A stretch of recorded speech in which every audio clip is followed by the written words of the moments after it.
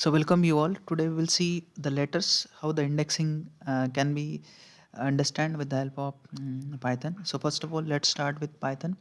Enter IPython in your command prompt.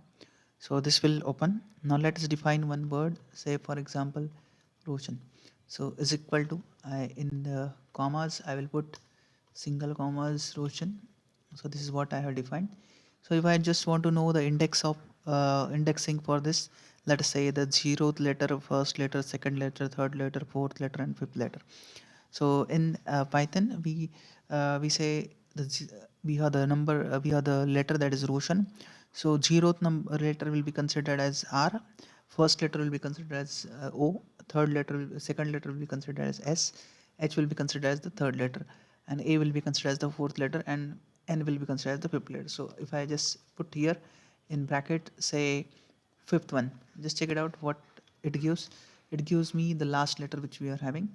So if I take Roshan in bracket, if it is say for example 0, you just check it out, it gives a R. So in such way the index of the given letters can also be defined with the help of Python. So let's have, this is 3, it will give me the H. So 0, 1, 2, 3, 4, 5. So these are how the things are done in Python. Now let's say if I want to print all this. So in bracket I put Roshan, say I take it in bracket, say for example 4. So if I want to print the fourth letter which has been available, so what I can do is I just can make it is print, and okay, so bracket has to be completed. Yeah, now you can see the fourth one that comes out to be the A. So likewise the print can also be done. Now every time putting this individually will consume some kind of time. So you want to reduce the time which is been required. So how this can be done, so we'll go on to see this one now. So for, will make use of the for word. So if you want to do this only one time, we can make use of the earlier options, but if you want to do this repeated time, so in such case we need the for. So for item, carefully take the spellings item in, say for example Roshan. So give it a semicolon over here for item in Roshan. So what I will do is I will say a print in bracket item. Okay, check the spellings, because if the spelling mistakes are there, it will go on to give the error. So next is print. I will in bracket it's, I will put in commas, say done.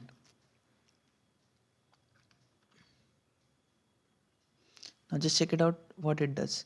So it whatever the operation we have done earlier by putting individual things here, it has been done at only one instance. So this is how we can say a for function can be used in Python. Another thing is the item is actually taking the value of element, each and every element, and it has been taking print out. So now next is we make use of one function that is a counter. Say here I put counter is equal to 0. Now let's say for item, carefully take the spellings item in, say Roshan. Now what I will do is I will make another thing that is print in bracket item. Okay. Now make use of counter function, and one more time just see print done. Now just see what happens. So the same way the operation which we have performed earlier, so it has also with the help of counter the same thing has been done, that is ROSHAN. So all the letters has been taken as a we can say for our consideration. So now next thing is let's understand with the range.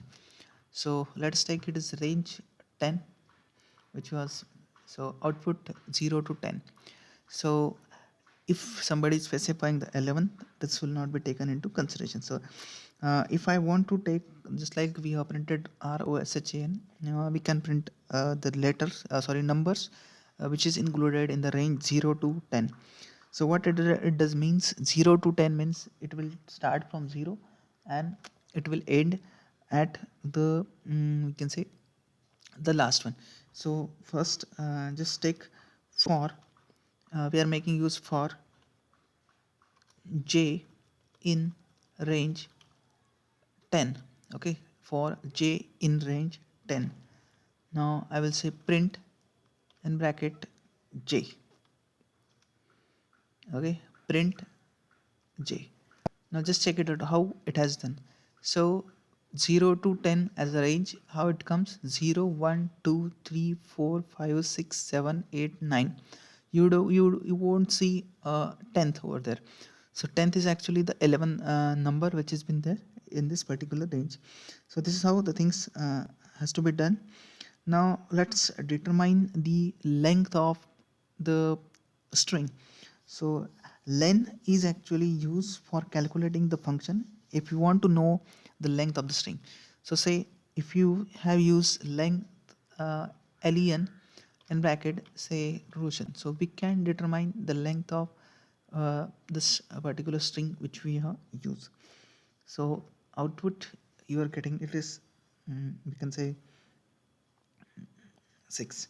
For j in range in bracket I say L and len, I say complete, then I will say print in bracket j complete. Just see it has taken 0, 1, 2, 3, 4, 5. So this is how the len function can also be used, and it can print the numbers in terms of 0, 1, 2, 3, 4, 5. So that will be the length of the given string. So these are all some basic operations that can be done with the help of Python. Now once you complete, you can click on exit. It will be back to your user.